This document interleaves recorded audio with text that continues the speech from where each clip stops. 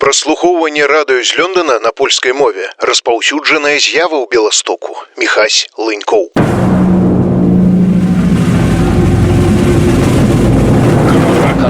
Кракатук. Беларуская музыка ўсіх часоў і стыляў у аўтарскай праграме Віктара Сямашкі. Кракатук. Джаз БССР перад гісторыя наадварот серыя 22. Не пакідаем сутык 39-40 гадоў мінулага стагоддзя і, адпаведна, Беласток, афіцыйную радзіму беларускага джазу. Мясцовы тэа-джаз рознарабельзацкага чыноўнікі зрабілі дзяржаўным, джаз-аркестру Гольда Пецерсбургскага назвалі рэспубліканскай, але па інфармацыі розных даследчыкаў мелася яшчэ адна нібыта фармацыя, якая прэтэндавала на высокі статус — калектыў Ізраіля Шаевіча. А ці меў той адносіны да джазу ўвогуле? Разбярэмся цягам першай паловы выпуску. Другую ж частку аддамо Норы Нэй, якую называлі адзінай сапраўднай польскай кіназоркай. Такім чынам, Іса і Нора.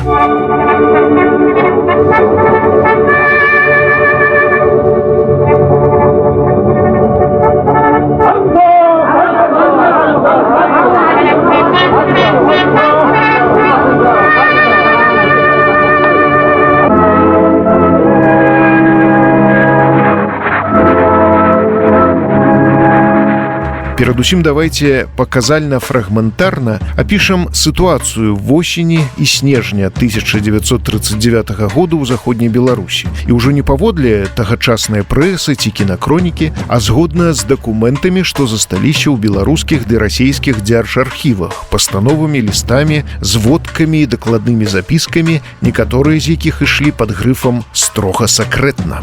Кракатук. Возьмем пастанову Ваеннага савету Беларускага фронту нумар 01 за 16 верасня 39-го. З дакументу вынікае, што яшчэ да ўваходу савецкіх войскаў у Польшчу было вырашана аформіць далучэнне заходняй Беларусі да БССР праз народны сход. Ён адбыўся, нагадаю, 28-30 кастрычніка. З ліста тагачаснага кіраўніка Беларусі Панамарэнкі Сталіну за 29 верасня 39-го. Многіх асаднікаў і памешчыкаў сяляне знішчаюць, вешаюць, расстрэльваюць, забіваюць, альбо прыводзяць і здаюць часовым упраўленням. Далей па тэксце. Сяляне размаўляюць на сапраўднай беларускай мове, прычым ужываюць шмат словаў, пра якія нас тут завяралі, што яны нацдэмаўскія, прыдуманыя. Пантелеймон Панамарэнка сведчыць, што наведаў Нясвійскі замак. Бібліятэцы попросту няма цаны. Практыка показала, што таварышы-наведнікі любяць прыхапіць з сабой на памяць які-небудзь сувенір. У наступнай дакладной запісцы Панамарэнка даводзіць Сталіну, што заходняя Беларусь ёсць беларускай тэрыторыяй яшчэ з часоў Вялікага княства Літоўскага. У сваю чаргу наркам унутраных справаў БССР Лаўрэнці Цанава апісвае Панамарэнку ў аператыўнай зводцы сход студэнтаў Віленскага універсітэту 9 кастрычніка 39 году. На сходзе контррэвалюцыйным элементам у пісьмовым выглядзе былі пададзеныя пытанні варожага нам зместу. Чаму Чырвоная армія вывозіць ад нас у глыб саветаў усё найбольш патрэбнае і людзей-спецыялістаў?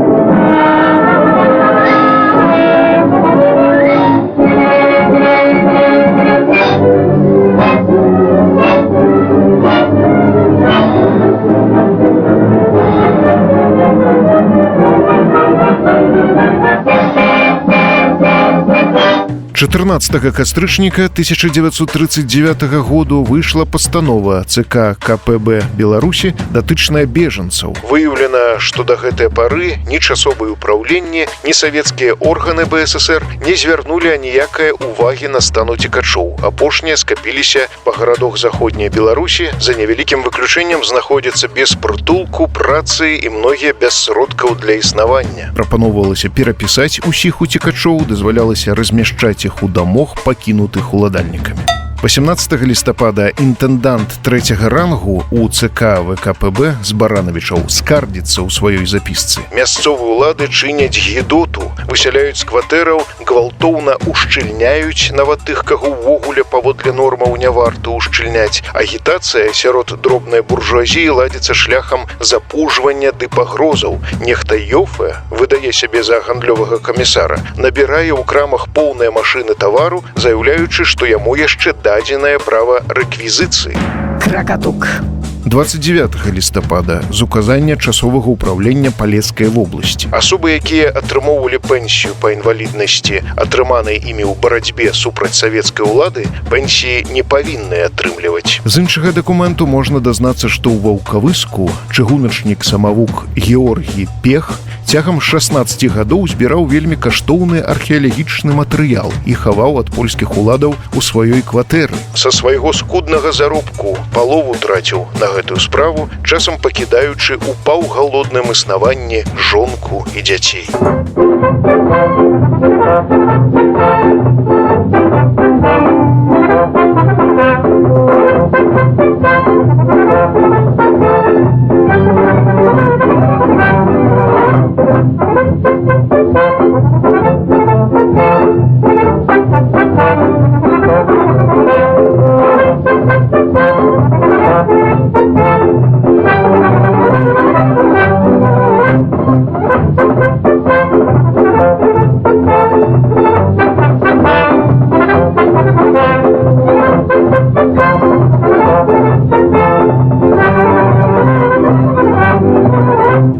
Толькі цягам восені 1939 году заходнюю Беларусь паспела наведаць мноства артыстаў з усходняй. Розныя тэатры, канцэртовыя брыгады, самадзейныя калектывы, сімфанічны аркестр філармоніі, клуб НКВД. Сваё разуменне джазу у Баранавічах і Слонімя прадэманстравала джаз-аркестра фабрыкі «Кастрычнік» у складзе з 28 чалавек. Адказным за паездку пазначаны таварыш Адамідзе. Усяго дадзена 14 канцэртаў, з якіх 9 для вайсковых частак. Кракатук.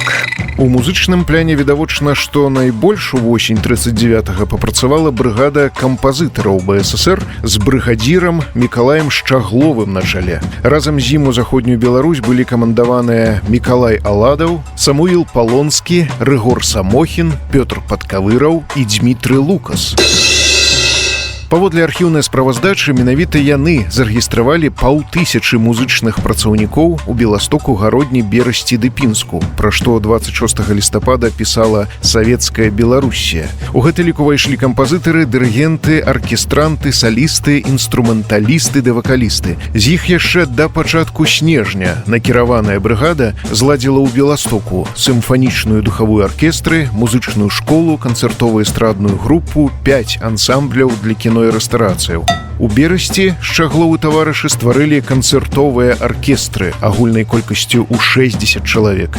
У Пінску духавы, сімфанічны аркестры і народных інструментаў, габрэйскі харавы ансамбль рэарганізавалі ранейшы хор. У Гародні сабралі 2 аркестры, канцэртовую і духавую.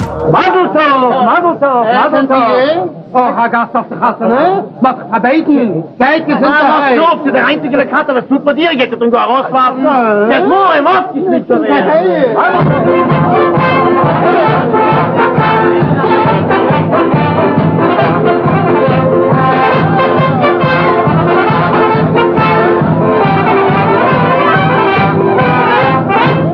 Wenn ich guck dir wen auf dein Ort, wo du jetzt tanzt, wie schwer ist es, sie mit nach euch zurechtzufinden.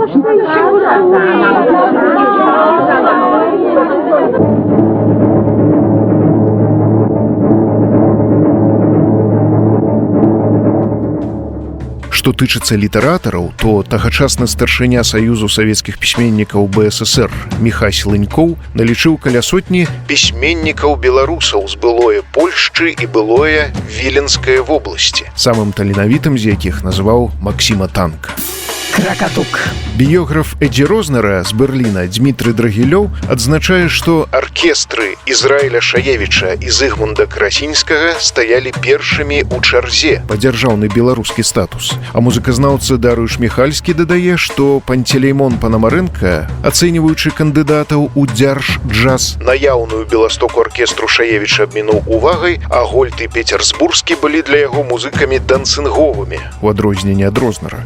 У інфармацыі інфармацыі пра музычнае мастацтва ў заходняй Беларусі, накіраванай у асобы сектар ЦК КПББ не раней за 17 верасня 40-го году, дырыгент Шаевіч называецца першым у пераліку ўласных кадраў, што выраслі ў Беластоцкай філармоніі.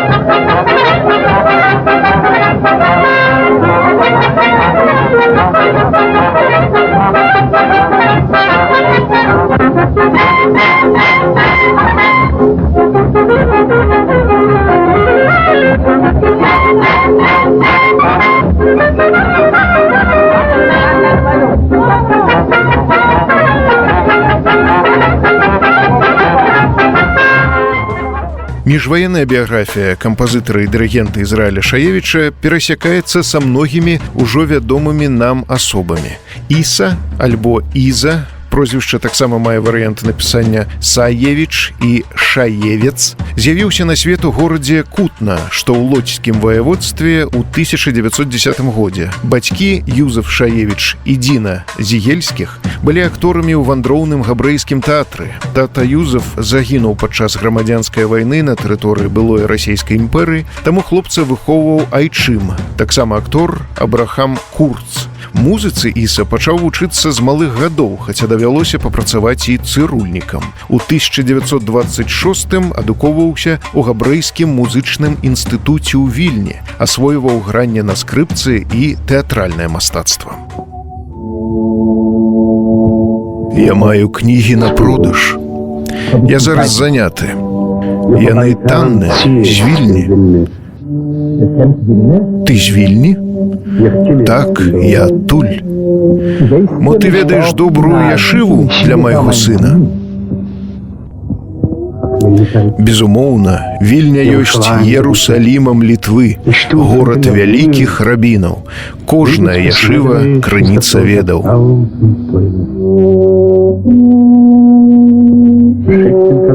Пашлі яго ў Вільню.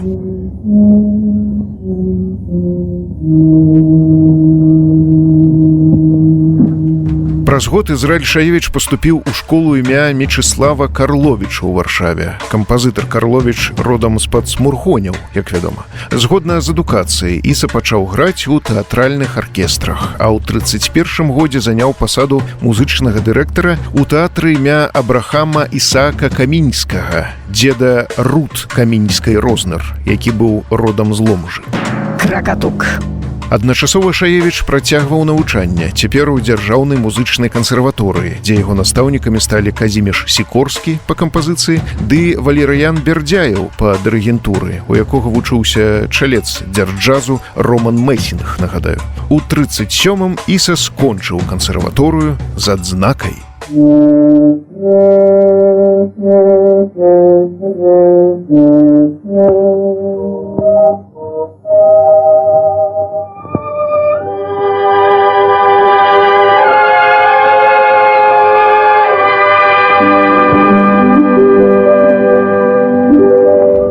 Напрыканцы 30-х Ізраіль Шаевіч узначаліў аперэту ў габрэйскім тэатры «Новосці», пісаў прыкладную музыку. У прыватнасці для пастановак Іды Камінскай, маці Рут і ейнага Варшавы Ідышер Кунстэатр, да рэвю комікаў Джигана Шумахера. Найвялікшым поспехам лічацца ягоныя гукавыя ілюстрацыі да Фуэнте Вехуна паводле Лопе де Вегі. Часопіс «Наш Пшеглёнд», «Наш агляд» у 1939 годзе, рэцэнзуючы іншую прэм'еру «Мэйлех Фрэйлех. Кароль і блазан», канстатаваў: дадаткова у цэлым удаламу відовішчу ў значнай ступені паспрыялі дэкарацыі Дабжынскага і музыка Шаевіча. Спектакль дэманстраваўся ў Лодзі, Вільні ды Варшаве. Кракатук. Паралельна Іса кіраваў габрэйскай сімфанічнай аркестрай пры адпаведна габрэйскім музычным таварыстве, якая штосуботу і штонядзелю давала канцэрты ў тым жа тэатры Новосці. Яго ставілі ў адзін шэраг са згаданым у мінулым выпуску кампазітарам Давыдам Байгельманам. Мяркуючы па запісах Сирены Рэкард таго часу, аркестра Шаевіча рабіла ідыш-адаптацыі папулярных факстротаў ды танга, а менавіта «Сэрца маткі», напісанага піянерамі польскага джазу Красінскім і Каташкам, якое стала звацца «А мамес Херц».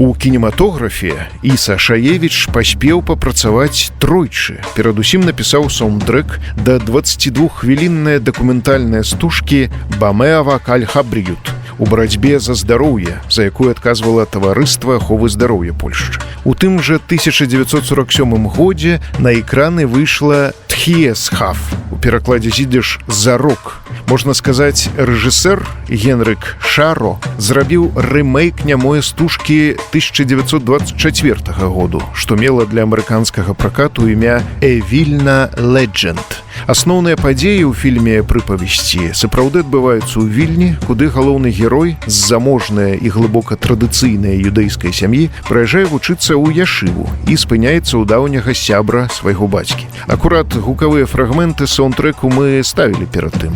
Сярод іншага вы маглі заўважыць адметны эфект лупу, шматкротнай склейкі кароткага гукавога фрагменту, якім аздабляюцца эпізоды з рухам цягніка.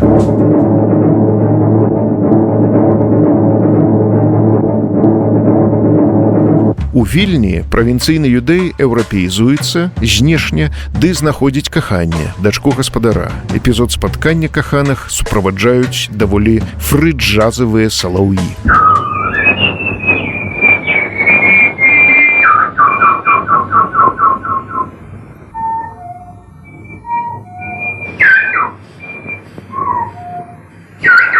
Маладыя не ведаюць, што іх бацькі дамовіліся пашлюбаваць сваіх дзяцей, калі тыя яшчэ нават не нарадзіліся. Але самі, таты, забыліся пра тую дамову і ўжо займелі іншыя пляны. Невядома, як бы ўсё скончылася, каб не прарок Элія, які актыўна ўмешваецца ў падзеі ў розных вобразах, прычым ад самага пачатку, з'яўляючыся з падпаленага маланкай дрэва. Іллю, дарэчы, грае бацька Рут Камінскай, Збігняў Туркаў.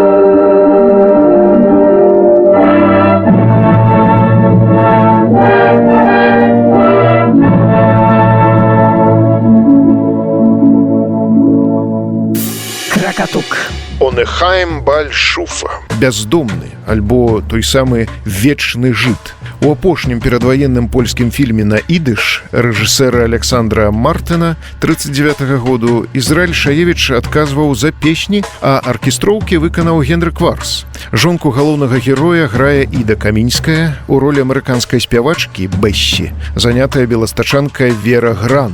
Задзейнічаны і згаданы намі раней камічны дуэт Шымона Джыгана і Ізраіля Шумахера, які з пачаткам вайны таксама апынецца і будзе працаваць у Беластоку. У ролі другого другога пляну зняўся Эўфіміюш Яр.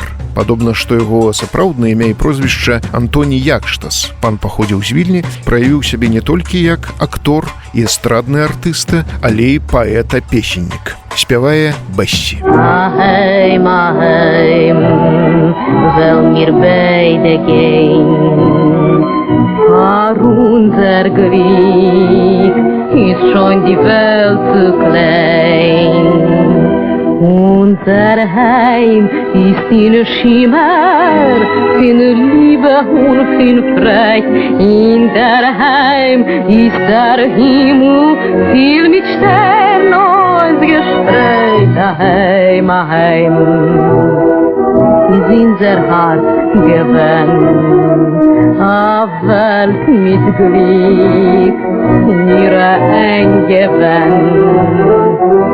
Nach dem Nestele, dem Stillen, war es Bank nicht in Geheim.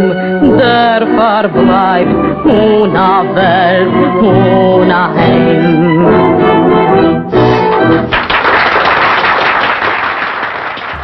Паводле сюжэту «Онахайм» габрэйская сям'я з Еўропы паступова перабіраецца ў Амерыку. Асноўны персанаж, былы рыбак, а цяпер мыйшчык посуду ў адным з начных клубаў у Нью-Йорку, закахаўся ў мясцовую спявачку. Тая акурат яму дапамагае перавесці сям'ю. Прысутнічае прыймальны на той час жарт над афраамерыканцам-прыбіральшчыкам. Hello. Oh, good evening, Mr. Phillips. Good evening, good evening. Just a man of the company. Was it that we are?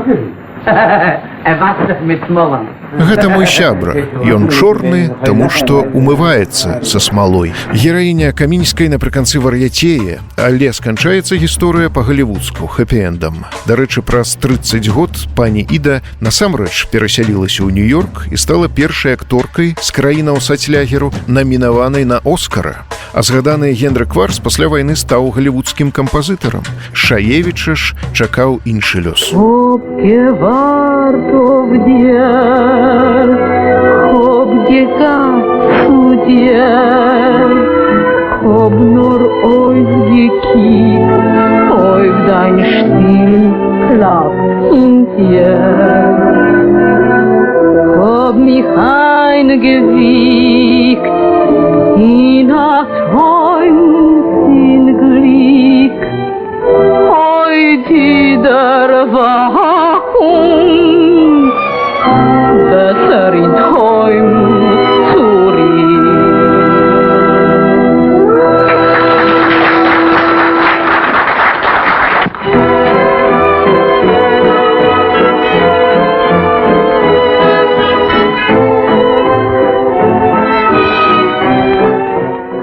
Даследчык Кшыштаф Карпінскі кажа, што нібыта яшчэ да вайны ў Беластоку працавала аркестра Ізраіля Шаевіча, якую прэса адносіла да джазу. Але іншыя крыніцы гэта не пацвярджаюць, то бок памылковы факт, як і тое, што гэты кадр вырас у Беластоцкай філармоніі. Шаевіч увосень 1939-га уцёк у Беласток ад нацыстаў, дзе ў свае 29 год узначаліў сімфанічную аркестру, першую музычную фармацыю ў горадзе, арганізаваную новымі ўладамі, як пазначалася, з мясцовых музыкаў. Пра тое мы распавядалі яшчэ ў першай частцы нашага джаз-серыялу. 12 кастрычніка 1939 году СБ паведамляла, што сімфанічны аркестр у Беластоку ўжо сфармаваная і адбыўся дэбютны канцэрт. Праўда, дырыгаваў яшчэ не Шаевіч, а скрыпач Аркадзь Бяссмертны, які наконадні стаў заслужаным артыстам Беларусі. Праз некалькі дзён аркестра абслугоўвала выбарчыя участкі.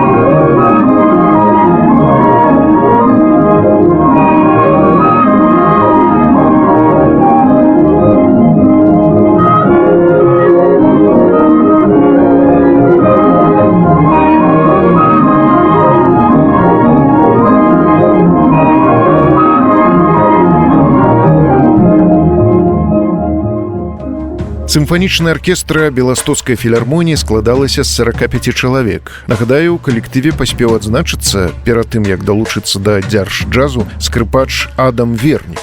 Што тычыцца рэпертуару, то, напрыклад, 12 сакавіка 40-го году дырыгент Ізраіль Шаевіч прапаноўваў паслухаць у тэатры «Палас» 5-ю сімфонію Бетховена, якую перад вайной граў у варшаўскім кінатэатры «Фама» з габрэйскай аркестрай, 9-ю сімфонію Моцарта, а таксама Глюка, увертуру «Іфігенія». З інфармацыяй пра музычнае мастацтва ў заходняй Беларусі. Аркестр працуе і над савецкай музыкай і творамі беларускіх савецкіх кампазітараў Туранкова, Цікоцкага. Акурат Туранкова ў 40-м годзе напісаў некалькі хораў са словамі Купала і Коласа, а Цікоцкі араторыю для хору салістаў, чытальнікаў і сімфанічнай аркестры на заходнебеларускую тэму. Мы ж паслухаем харавую кампазіцыю самога Шаевіча.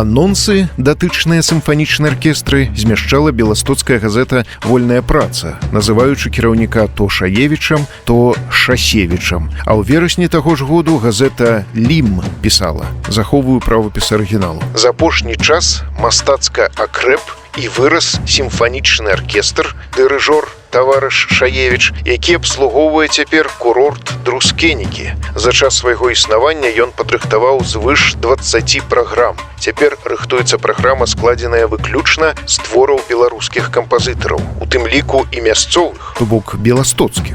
Вашай увазе бадай адзіны з вядомых твораў Ізраіля Шаевіча, які хаця б ускосна можна аднесці да салённага кшталту джазу. 1, 2, 3, 4. Es hat mir gut nicht nein, es liegt mir nicht in Sinnen, wo's mir von mir entflärt. Als ich hab schon auf dem allem an Entfer gefunden, ich hab es tief in Dreht. Ich trinke, tanze, ich schmeichel, und im Diener dus, wo's mir gefällt. Wo's mir zuhört, auf Kapuris, ich mir auf der ganzen Welt. Die Mädel werden Leute wie Feier, wenn ich gib auf sie ein heißen Kick.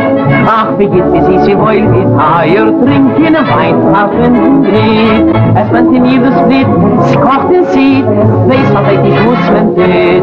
Ich tanze, ich singe, spring, und es ist mir geht.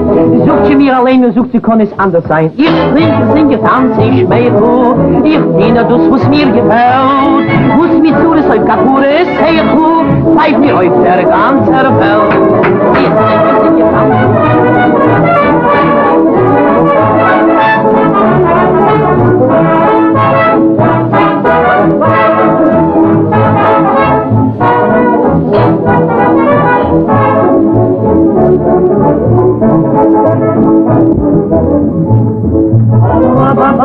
Ihre Geräten versetzen im Mai. Ihre von Neure. Это же а музыки самею.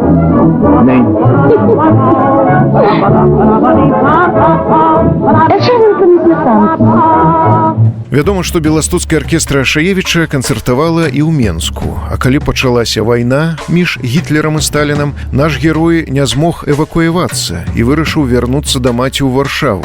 Засталіся сведчанні, што кампазітар быў забіты ў чэрвені 41-га недзе ў лясох паміж Менскам і Баранавічамі пры нявысветленых абставінах, але на тэрыторыі ўжо занятай немцамі. Пра гэта піша ў прыватнасці даследчык Роман Лодек, адхіляючы іншыя версіі. Маці Шаевіча загінула ў варшаўскім гета, айчым у нямецкім канцлягеры.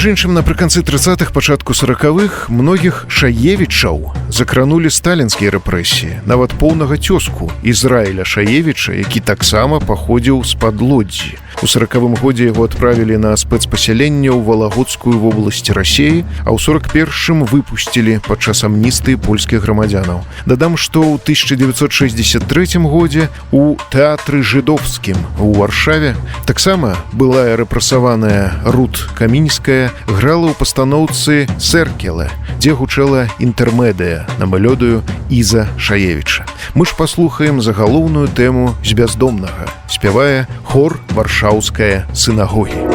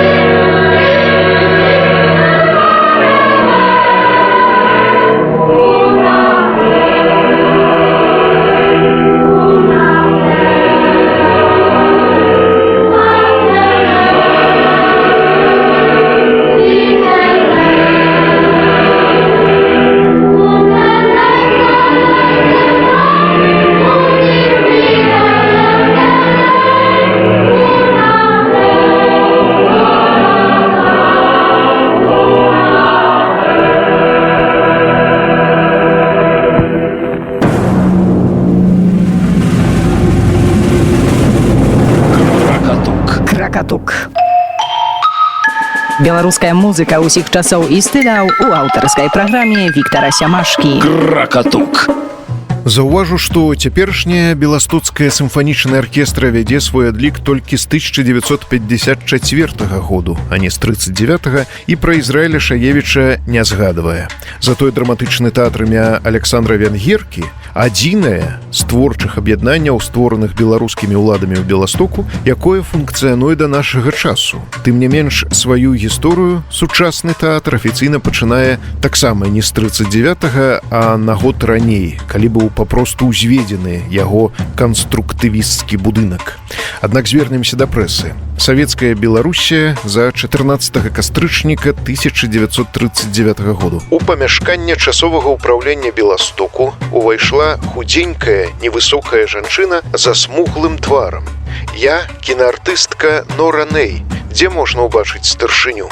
Мясцовыя жыхары адразу пазналі ў ёй кінаартыстку, ды наперабой сталі працягваць ёй рукі. Да кінаартысткі падышлі Якуб Колас ды іншыя беларускія пісьменнікі. Завязалася ажыўленая гутарка. Газета дадае, што Нора Нэй прыйшла ў Беласток пешкам, дазнаўшыся пра прыход чырвонай арміі. Далей цытата нібыта са словаў актрысы. Працаваць у савецкім кіно даўно было маёй марай. Мне надакучыла пустое, безыдэйнае польскае кіно, у якім у сотнях варыянтаў трактавалася адна тэма – каханне. Мне падаецца, што толькі ў савецкім кіно я знайду прымяненне сваім здольнасцям. Зрэшты, новыя ўлады спачатку прапанавалі Норы Нэй не кіно, а тэатр. Ужо на наступны дзень спецыяльны корэспандэнт СБ рапартаваў па тэлефоне. Часовае ўпраўленне гораду Беластоку прыступіла да фармавання першага польскага дзяржаўнага тэатру. Стварэнне тэатру даручанае вядомай кінаартыстцы Норы Нэй. Хаця да драматычнай сцэны тая ніколі не мела дачынення.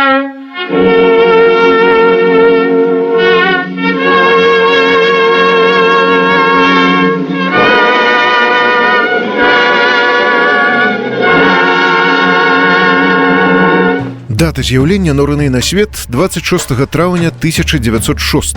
Аднак маецца версія і пра 1908 год. Акром таго, пасля эміграцыі ў Амерыку актрыса амаладзіла сябе, назваўшы падчас рэгістрацыі 14.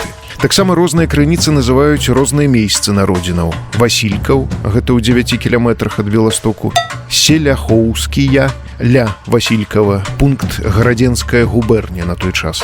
А паводле зноў жа СБ Нора Нэй габрэйка, ураджэнка гораду Ваўкавыску. Калі ёй было 16 год, яна паставіла сваёй мэтай стаць працаўніком кінамастацтва. Гэта каштавала ёй вялікіх стратаў і намаганняў насуперак бацькоўскай волі, змагаючыся з перашкодамі, што ставілі ёй польскія ўлады. Яна знялася ў карціне «Блазан». Удакладню поўны назоў стужкі «Чырвоны буазын». Аўтар крымінальнага раману, паводле якога быў зняты гэты фільм, Александр Блажыёўскі, загінуў у 40-м годзе ў савецкім лягеры. Але больш у СССР Нору Нэй ведалі па ролі ў іншым нямым фільме «Зев Можа», які ў савецкім кінапракаце зваўся «Любовь моряка». Абедзве карціны зняў той самы Генрык Шара, з якім пазней супрацоўнічаў Ізраіль Шаевіч у «Зароку». Кракатук. Дарэчы, з таго ж Ваўкавыску, 90 кіламетраў ад Беластоку, паходзіла яшчэ адна кіназорка – Яніна Жаймо, выканаўца «Папялушкі» у аднайменнай карціне «Ленфільму» 47-го году. У Ленінградзе Яніна апынулася разам з сямейнай цыркавой трупай, якую зладзіў ейны бацька Баляслаў. Жаймо здымалася і на кінастудыі «Савецкая Беларусь» у 43-м, у беларускіх навелах. Чай с сахаром. Этот дедушка пошутил. Вот если бы раньше, так я бы вас таким чаем угостила. С медом, с маслом, да с молоком.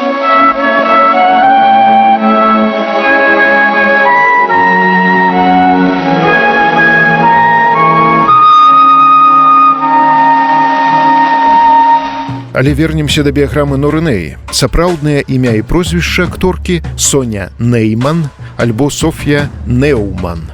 Між іншым, прозвішчы Неуман і Вернік для літвакоў абазначалі адно і тое ж – даверную асобу кагала.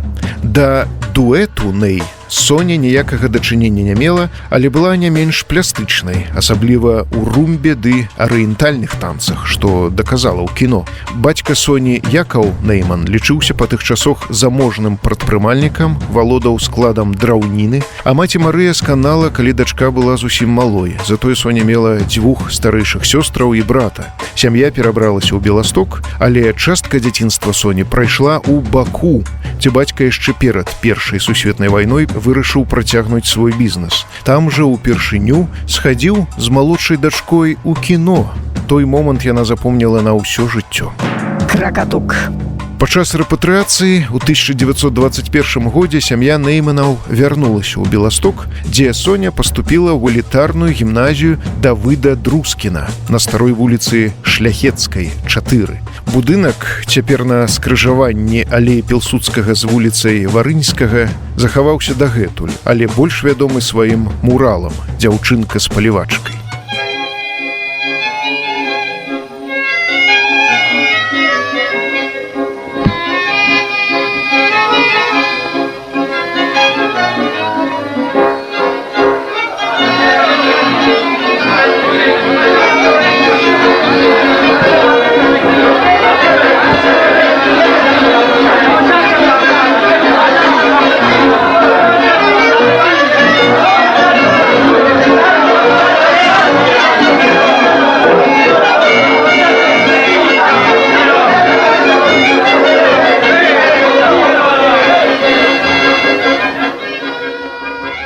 Паводле планаў бацькі, па заканчэнні гімназіі ў 1925 годзе Соня мусіла выйсці замуж за багатага і значна старэйшага за яе чалавека. Але тая не пагадзілася, нават спрабавала здзейсніць самагубства, ды ўрэшце уцякла з дому праз вакно. Дзяўчына села ў цягнік Беласток-Варшава. У польскай сталіцы ейнымі адрэсамі сталі Двуга, 29 і Польна, 32. Кракатук.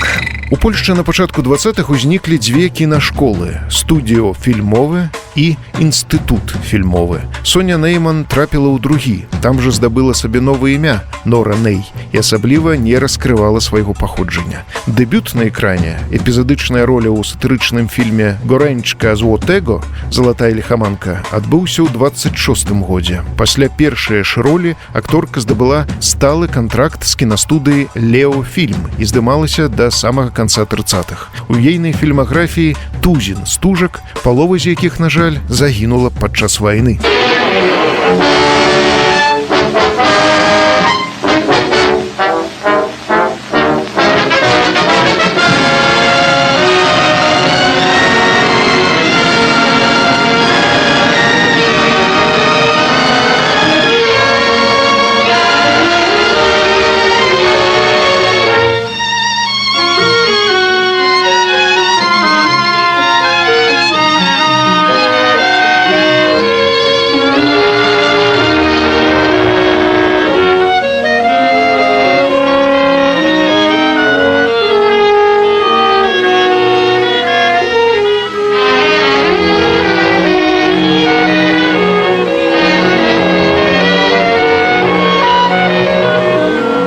Звыклым амплуа для Норынеі стала фатальная кабета.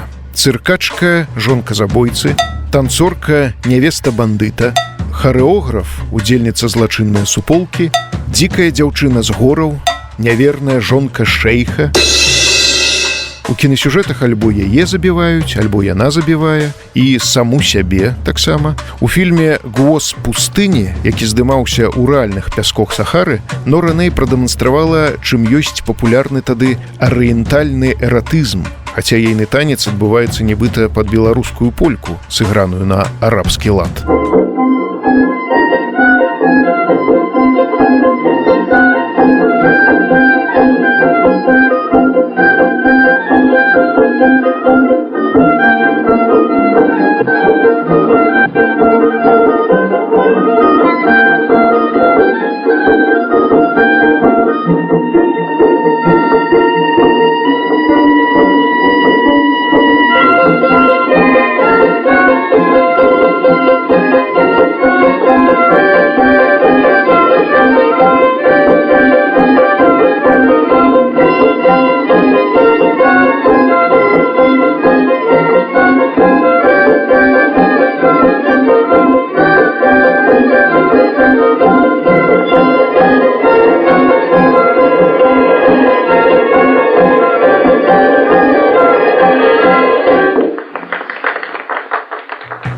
«Голас пустэльні» варта заўважыць зняты паводле раману падарожніка Фердынанда Асендоўскага, ураджэнца Віцебскай губерні.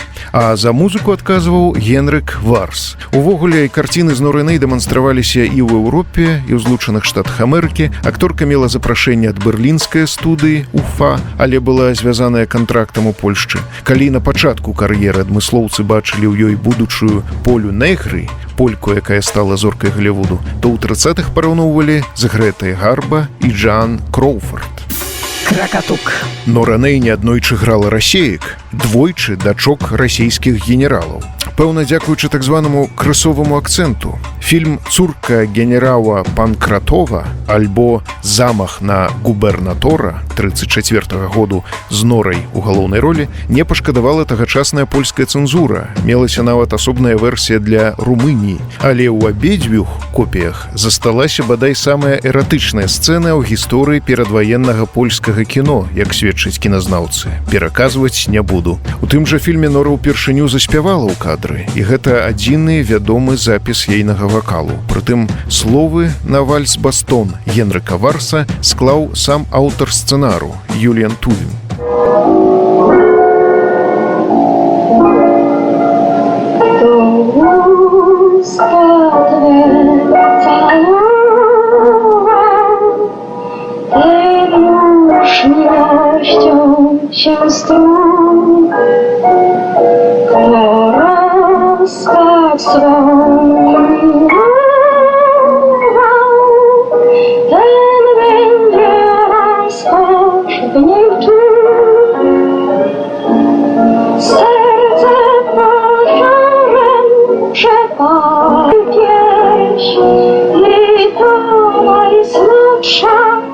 Jest śmierć,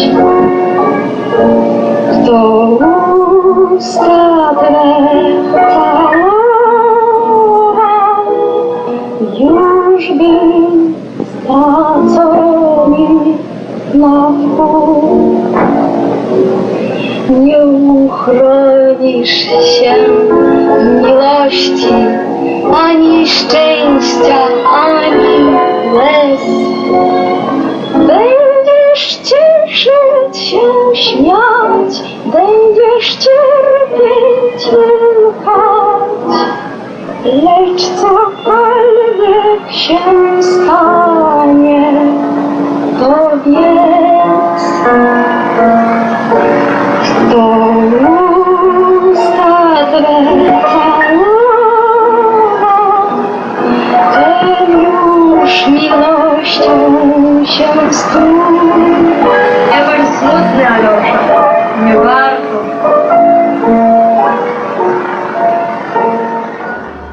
Нору Нэй можна было пабачыць не толькі на экране. Яна выступала ў варшаўскіх тэатрах рэвю «Банда», «Стара банда» і «Рэкс», робячы пародыі на саму сябе як кіназорку з няпростым лёсам. Аб'ездзіла Польшчу з канцэртамі, у тым ліку з перасоўнай пастаноўкай «Людзья нас спшэдаш», наведвала прэм'еры сваіх фільмаў, у тым ліку першы паказ стужкі «Сэрца на уліцы» 31-го году ў Беластоку. Пра гэта пісалі тагачасныя мясцовыя газеты «Дзеннік Бяўастоцкі» і «Газета Бяўастоцка». У чаканні на з'яўленне зоркі экрану перад кінатэатрам «Мадэрн» сабраўся незлічоны натоўп. Заля запоўненая да краёў. Уручылі ёй букет белых ружаў. З ложы паплыў мілы фонагенічны голас Норы Нэй. Усцешаная, што зноў змагла прыбыць у Беласток, свой родны горад.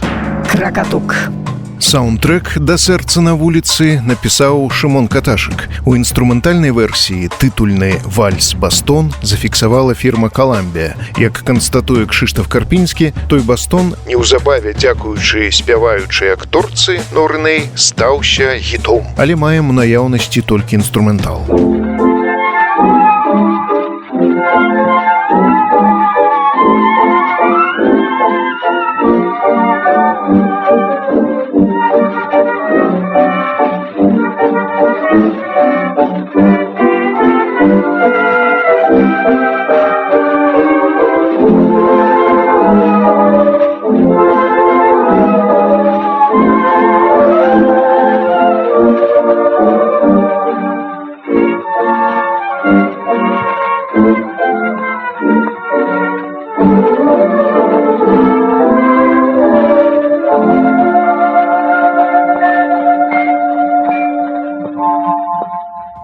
Вядома, што Нора Нэй выконвала яшчэ адну песню на музыку Каташыка «Шкарватна ружа», «Пунцова ружа», але запісу няма. Нэй актыўна задзейнічалі ў рэкляме. Актрыса прасоўвала нашэнне жанчынамі нагавіцаў, а ў 33-м годзе зладзіла баль, на якім абавязковым строем для кабетаў з'яўляўся гарнітур мужчынскага крою.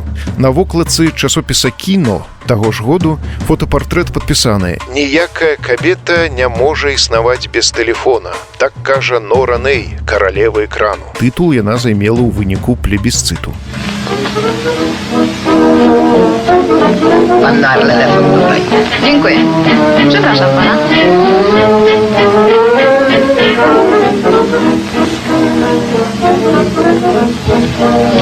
Halo? Ty? Nie wracaj. Nie wracaj do domu. Oni cię zabiją. Przyjdź tutaj. A może ty jesteś w zmowie z nimi? Może mnie wydasz? Nie. Ja cię kocham.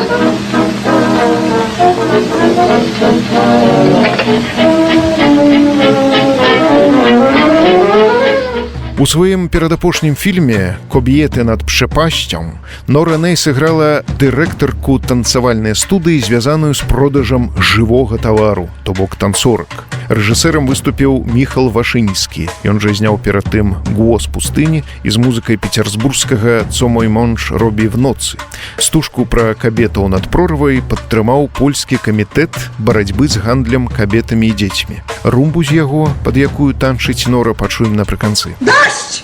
Dość! Nie pozwolę się dłużej torturować! Ty handlarzu z żywym towarem! Tak, to handlarz! Апошняй буйной роляй у кар'еры Норы Нэй стала танцорка начных лякаляў у фільме «Доктор Мурек» 1939 году. Фільм з музыкай Уладыслава Шпільмана зняты паводле пары раманаў Тадэвуша Даленгі Мастовіча. Сам аўтар родам з-пад беларускага глыбокага, дарэчы, і найбольш вядомы сваім творам «Знахар». У тым жа 39-м Нора мела супольнае турнэ па правінцыі з хурам Юранда. 1 чэрвеня спявала ў Беластоцкім гарадскім тэатры, а ўжо ў верасні уцякала ў Беласток з Варшавы разам з малой дачкой і другім мужам, Юзефам Фрыдам. Сям'я спынілася ў доме сястры, неўзабаве мужа арыштаваў НКВД ды выслаў у Воркуту. Пэўна, тады ў пошуках працы Нора і завітала ў часовае ўпраўленне, дзе пазнаёмілася з Колосам. Czy pan nie zauważył, że pan mi się podoba? Nie nęci mnie taka, co to, co rannym. Wie pan, Ja nie jestem znowu taka, chociaż tańczę po nocnych lokalach. Mam przyjaciela, który jest o mnie bardzo zazdrosny. I dlatego trzyma mnie tutaj, żeby tamten drab wspólnik miał mnie ciągle na oku. Ale ja się ich wcale nie boję. Jestem sprytniejsza. Відавочна, што калі Нора Нэй і супрацоўнічала з дзяржаўным польскім тэатрам БССР, то не працяглы час. Ужо на пачатку 40-го году ёй паступіла прапанова ад Масфільму. Актрыса выехала ў сталіцу Савецкага Саюзу, але праз праблемы з расійскай мовай ідэя не рэалізавалася. Як піша даследчык Ежы Дарашкевіч, Нэй знайшла сабе прымяненне толькі ў чытанні вершаў на маскоўскім радыё. І новае каханне таксама расійскага архітэктара, з якім на пачатку вайны ўжо між Савецкім Саюзам і Нямецчынай выехала ў Казахстан, хаця мела магчымасць разам з вызваленым мужам далучыцца да арміі Андерса.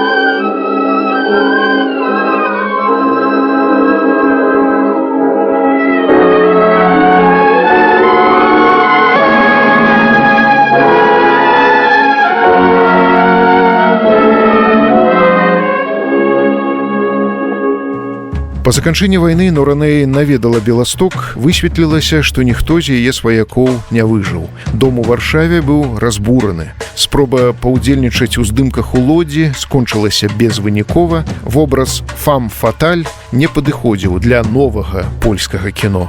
У 46-м годзе з дапамогай Hebrew Immigrant Aid Society Нора Нэй з дачкой і сястрой праз Берлін дабралася да Нью-Йорку. Там была прынятая ў амерыканскую асацыяцыю кінаактораў, але зноў жа паўстала лінгвістычная праблема. Паколькі Нора не валодала ангельскай мовай, у амерыканскім кіно ёй дасталіся толькі эпізадычныя нямыя ролі. Не змог дапамагчы нават рэжысэр і прадусер Стэнлі Кубрык, які напісаў колькі рэкамендацыйных лістоў да кінаагентаў. З-за таго, што наша гераіня не ведала і ідыш, яна не змагла ўладкавацца і ў габрэйскі тэатр Іды Камінскай, хаця мела такую прапазіцыю.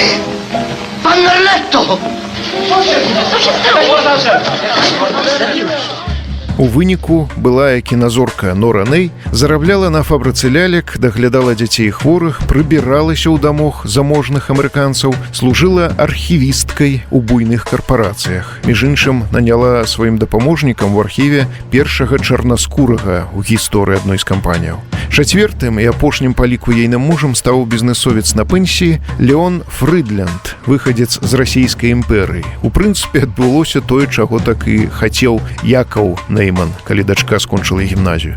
Нора Нэй дажыла да 96 гадоў і памерла ў Каліфорніі. З нядаўняга часу імя акторкі носіць вуліца ў Беластоку. Кракатук.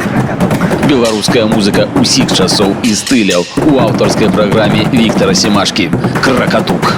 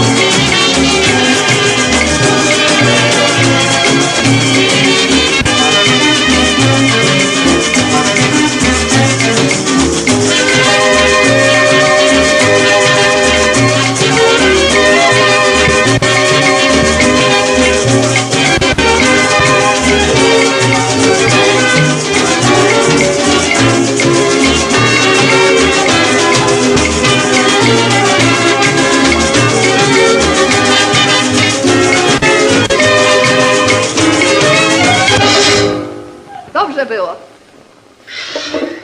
Proszę. Wszystkie panie tak. Powiedziałem, wszystkie panie tak. Ja też? Więcej wdzięku, śmiechu, lekkości. Tak, tak. Na dzisiaj dosyć.